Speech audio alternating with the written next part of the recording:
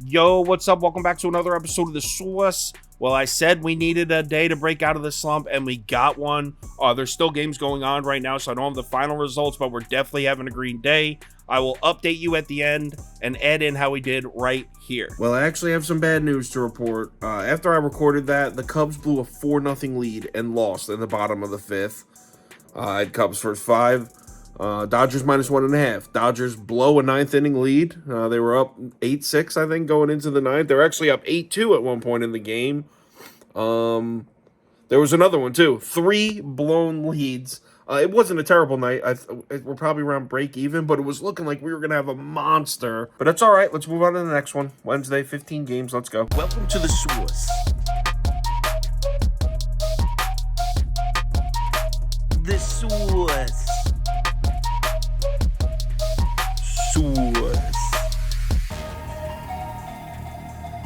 Hey, get the Source. First up, Oakland at Pittsburgh. A's coming off a huge upset yesterday over Mitch Keller. A couple people in the comments of yesterday's video called that too, so hope you guys cashed out nice on that. We got Hogan Harris pitching against Roansy Contreras. Pirates open up as heavy favorites again, minus 250. Total opens up at 8.5. Let's take a quick look at the spreadsheet. According to the model, we got a huge lean on the under here. First 5, 0-0. Final score 2-0 Pirates. I'm skipping this one for now. Whenever Oakland lists Hogan Harris as their starting pitcher, they always end up switching it. So I'm going to wait until tomorrow morning.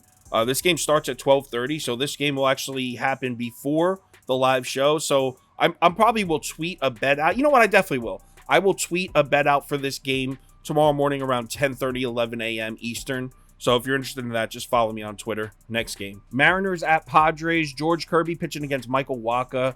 We got Padres opening up as very slight favorites here, minus 120. Total opens up at 8.5. Let's take a quick look at the spreadsheet. We got a lean on the under and a lean on the Padres here. We're looking at 2-0 San Diego after 5 innings. Final score 4-0 San Diego. So I'm sure you've heard by now, Michael Wacha has been on an absolute tear since May started. Since May began, he's got a 1.23 ERA, a 2.12 WOBA, and an 0.85 WHIP. Those are over his last 6 starts. I'm a little concerned with what I saw out of him in his last start, though. 3 hits, 2 runs, and 5 walks in less than 5 innings of work. And it's not just the numbers. It was a fact that was against the Cubs, who, I mean, the Cubs lineup shouldn't be a problem for anyone if you're a right-handed starter. So you'd think a start against a slumping Mariners lineup should be exactly what the doctor ordered for Wacha, a perfect bounce-back spot. But weirdly enough, check this out. Seattle's bats lifetime own Michael Wacha. Through 99 career at-bats, the Mariners are batting .414 against Michael Wacha with an 1180 OPS. They've hit the shit out of this guy.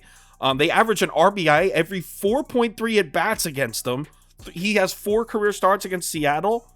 0-2 with an 8.64 ERA and a 2.40 WHIP, a 1.1 home run per 9. He hasn't made it through the 5th inning once against Seattle in his career.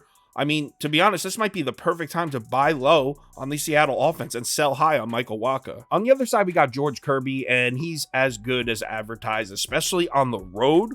Look at his numbers on the road. 2.34 ERA, 2.55 WOBA, an 0.98 WHIP. He's truly been elite on the road. The main way the Padres have been scoring runs is through the long ball. They don't generate a lot of base runners. They can hit home runs, though. With George Kirby's ridiculously low 21.9% hard hit rate on the road, it's a pretty difficult spot for the Padres to try to hit home runs here. So, and this is still a Padres lineup that I don't fully trust yet. Yeah, they've shown some signs of life here and there, but I still don't trust them. I wouldn't be completely shocked if George Kirby just blanks San Diego in this one. So I think this is a sneaky little spot to take the Mariners. This line hasn't dropped yet for the first 5, but I'm looking at Seattle first 5. Mariners bullpen has definitely been outperformed by San Diego, so I may stay away from the full game on this one, but definitely looking at Seattle first 5 money line. Next game. Tigers at Phillies. Reese Olson pitching against Zach Wheeler. Phillies open up as heavy favorites here, minus 275. Total opens up at 8. Let's take a quick look at the spreadsheet, and we got another lean towards the under. According to the model, we're looking at 0-0 after 5 innings. Final score 2-1 Phillies. So Zach Wheeler is off to such a regular start this year. I mean, look at his numbers on the screen here. These are so mediocre. Normally, what we can do with Zach Wheeler is we can look at his home away splits and find some value. Normally, he's a lot stronger of a starting pitcher at home than he is on the road.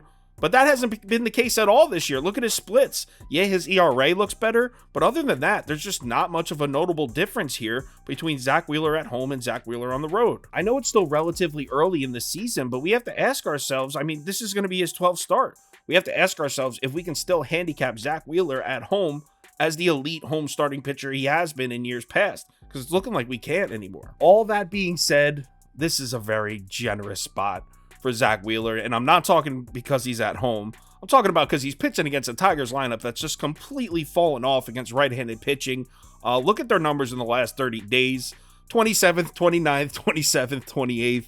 This team is bottom 4 in average OPS, WRC plus, and WOBA. Even if you don't believe in Zach Wheeler anymore, even if you don't believe Zach Wheeler's an elite home starting pitcher anymore, you gotta believe that this is a really nice looking spot for Zach. Also, just to put some icing on this cake, it certainly doesn't hurt that the Tigers bats lifetime are just 4 of 29 off Zach Wheeler.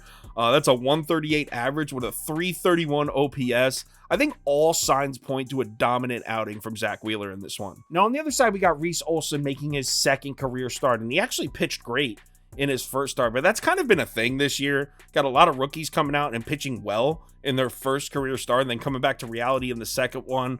Also, he pitched against the White Sox.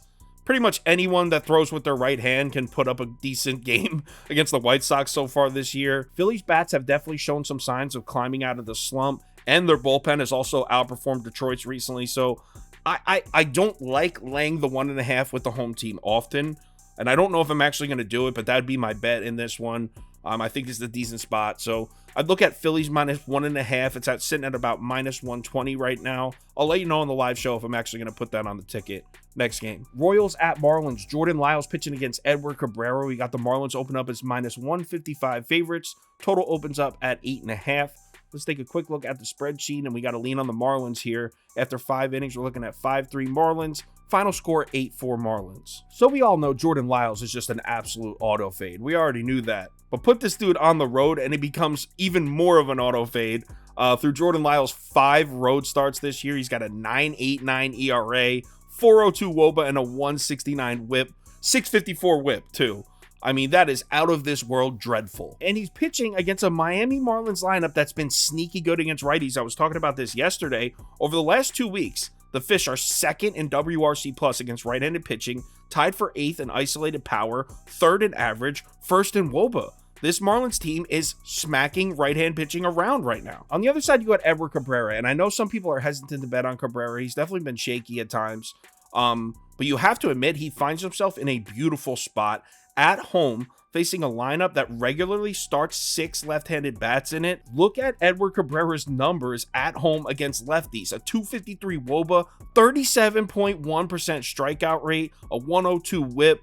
He's been excellent in this spot. Very good at getting out lefties at home. And it's the Kansas City Royals. I mean, they're just 23rd in WRC plus for right-handed pitching over the last 30 days. The last 8 righties to face the Royals, 277 ERA and a 099 whip.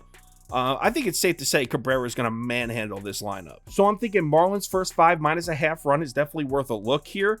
I may use Marlins money line in a parlay again, but I'm still a little scarred from last night because I did that and freaking I had Marlins money line and Pirates money line, and of course Mitch Keller gets beat by Oakland. So I'm a little hesitant to do that, but Marlins first 5 run line I think is a solid bet with solid value. Next game, Twins at Rays. I actually skipped this one because when I started recording there was no line open. It looks like the line's open now. I'll have a pick for this one on the live show tomorrow at 4 p.m. Eastern time. Next game, D-backs at Nationals. Zach Davies pitching against Patrick Corbin.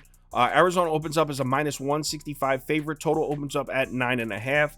Let's take a quick look at the spreadsheet. According to the model, we got a 4-4 tie through 5 innings. Final score 6-6. So no lean at all. Maybe a slight lean on the over there. That's it. Let me tell you something. Patrick Corbin is a man that can be trusted right now. Hear me out. I know you're looking at his game logs and you're thinking he's had 2 bad starts in a row, but these are misleading. I watched both of these games. Well, actually, I watched the Royals game. The Dodgers one I was following on my phone. First of all, the last one was on the road in LA at Dodgers Stadium. 5 innings pitched, 7 hits, 3 runs, and 4 walks. Certainly not a great start, But number one, it's on the road at Dodger Stadium. What pitcher doesn't get hit up there? And number two, the Nats won the game. They won the first 5 and the full game. So he went to the Dodger Stadium and won. The game before that was Kansas City, and I know his numbers look bad here, but he left the game in the 7th inning with the bases loaded, and the bullpen added 3 more earned runs to his total there. I don't know why he was even pitching in the 7th. Through 6 innings, Corbin allowed just 4 hits and 3 runs. That's a decent road start. So you have those 2 road starts, at Dodgers and at Royals, right?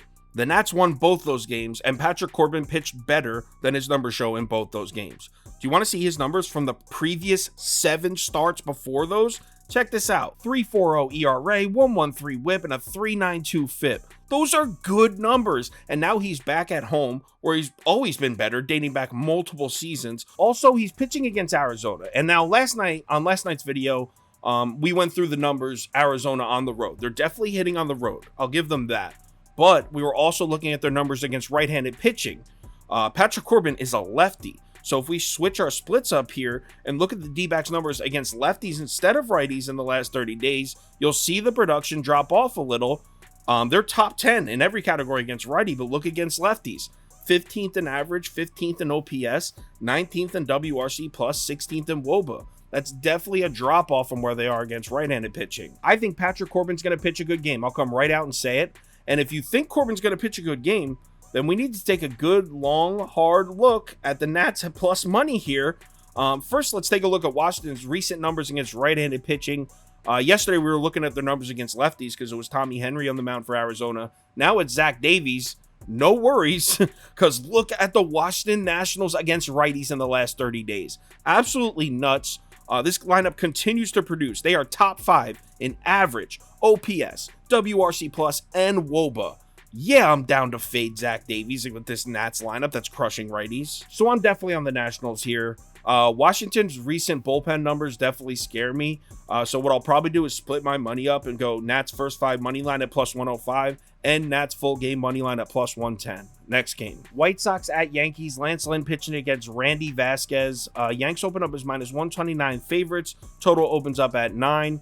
Let's take a quick look at the spreadsheet after 5 innings. We're looking at 4-1 Yanks. Final score, 4-1 Yanks. Yeah, these 2 bullpens have been great. That makes sense. To be honest, I just don't know much about Randy Vasquez, so I don't really think I'm going to make a bet on this game.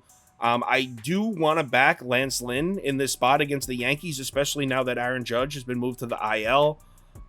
White Sox did get to Clark Schmitty. My boy Schmitty, White Sox got to him. I think I would probably look... I don't know. Actually, I don't want to say anything. I might have something on the live show. I don't want to say something and have to change my mind. So I'll take a closer look at this game in the morning. I got nothing right now. Next. Astros at Blue Jays. Ronel Blanco pitching against Chris Bassett. Toronto opens up as minus 150 favorites. Total opens up at 9.5. Let's take a quick look at the spreadsheet. And we got a solid lean on Toronto here.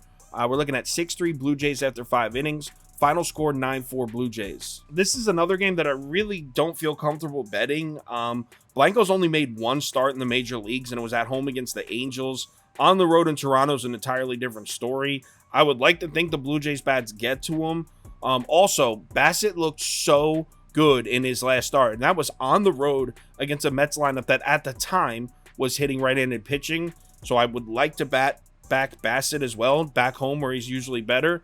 So I guess I'll say Toronto Blue Jays or pass. I might use the Blue Jays money line in a parlay piece or something. Don't really have anything right now, though. Next game. Red Sox at Guardians. Cutter Crawford pitching against Tanner Bybee. This is another one where the line just opened. So I started recording. We had no line. So the line just opened now, but I have no notes because I had nothing to go by. So I'll definitely give a bet for this one out on the live show at 4 p.m. Next game. Dodgers at Reds. Noah Syndergaard pitching against Brandon Williamson. Dodgers open up as minus 220 favorites here. Total opens up at 11. Let's take a quick look at the spreadsheet. According to the model, we're looking at 7-5 Dodgers after 5 innings. Final score 9-7 Dodgers. So another lean on the over, just like yesterday. So we're looking at Noah Syndergaard on the road. So you already know what it is. That means we're either betting the Reds or we're betting the over, because you just cannot back this guy on the road. Look at his numbers. These are his numbers for his 5 road starts this year. 9.90 ERA, 3.49 WOBA, and a 1.65 WHIP. Syndergaard on the road is just an auto fade for me, no hesitation. But I'm actually going to take it a step further. Whenever I'm betting a Cincinnati Reds game, I like to look at the starting pitcher's numbers against right-handed bats because the Reds have such a righty-heavy lineup. They have 7 right-handed bats in their day-to-day starting lineup. Look how righties have hit against Syndergaard in his road starts. This is nuts. So right-handed bats against Syndergaard in his 5 road starts. They're batting .378 with a .649 slugging percentage, .459 WOBA.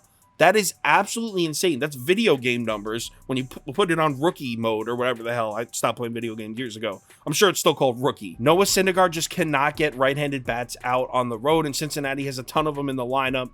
So I like the Reds to score. I really don't know what I think as far as the other side. I don't know what my opinion is on Brandon Williamson. Obviously, I expect the Dodgers to hit this dude.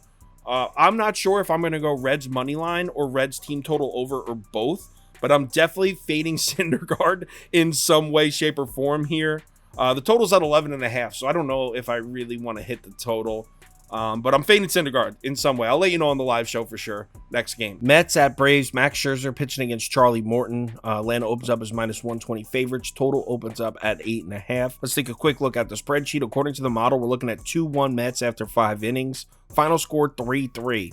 Not much of a lean there. So Max Scherzer has some great recent history against Atlanta. In his last 5 starts against the Braves, he's 3-1 with a 3.26 ERA and a 0.89 WHIP. He truly has pitched really well against Atlanta recently. Definitely encouraging if you're a Mets fan. And if you take a look at Max Scherzer's last 4 starts, I mean, during this span, he owns a 1.08 ERA, a 2.12 WOBA, and 0.80 WHIP. He is on a heater right now. Heading into a game against a team he's pitched really well against. I have to say it looks like a great spot for Max. And the Braves lineup, they have some weird looking splits this year. Check this out. So on the road versus righties, the Braves are 6th in WRC+, 2nd in isolated power, 4th in WOBA. But at home at Truist Park against righties, 22nd, 12th in isolated power, 14th in WOBA. I mean, while they're still decent, there's a significant drop off in their production from the road when they're on the road to when they're back at home. I think Max Scherzer keeps the heater rolling and pitches another great game here against the Braves. On the other side, we got Charlie Morton, and the Mets definitely were able to get to this guy. He made 4 starts against the Mets last year. He was 1-2 with a 4.98 ERA, a 1.52 WHIP, and a 2.1 home run per 9. I don't like this spot for him. Charlie Morton's worst spot so far this season has been at home against left-handed bats. 5 of the first 6 hitters in the Mets lineup are lefties. So not only is it a team he struggled with last year, but also a spot he struggles in.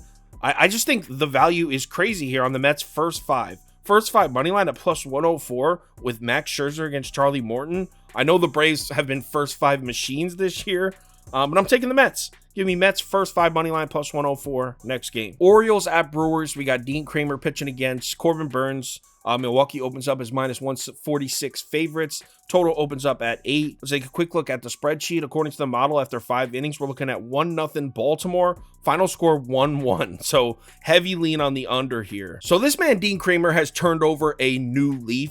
Look at his numbers from the first 6 starts of the season. 1-2, 6.67 ERA, and a 5.78 FIP.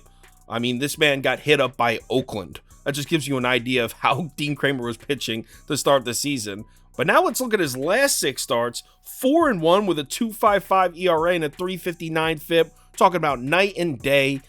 This is a man that went into Atlanta and blanked the Braves. This is also a man that blanked Tampa Bay.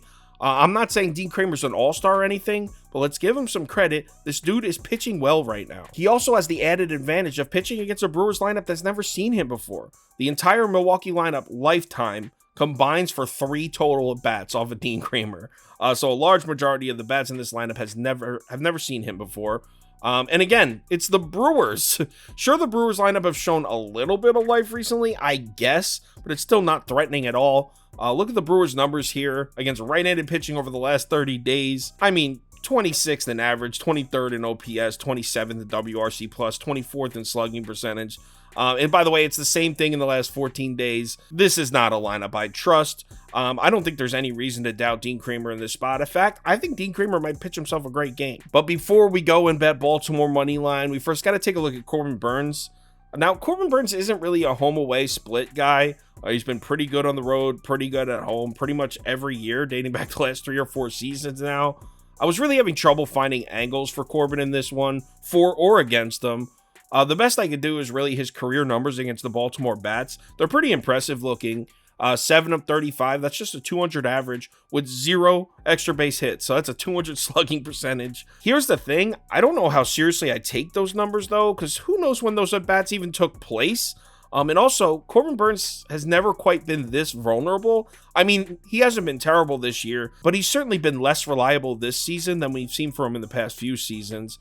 I'm down to back him at home here, though, which is why I agree with the model. It's heavy lean on the under. I'm loving the under here. I'm thinking under 8.5, first 5 under 4.5. I may bet them both, or I may just stick to the first 5. Most books don't have the total open yet, so I have no lines to shop or anything. So definitely on the under. I'll let you know on the live show. We actually ran out of time. It's after midnight now. There's only 3 games left, but like I said, as always, we'll go through every single game on the live show. Tomorrow, we're going to go live at 4 p.m. Eastern time. So if you're able to make it, love to see you in the comments.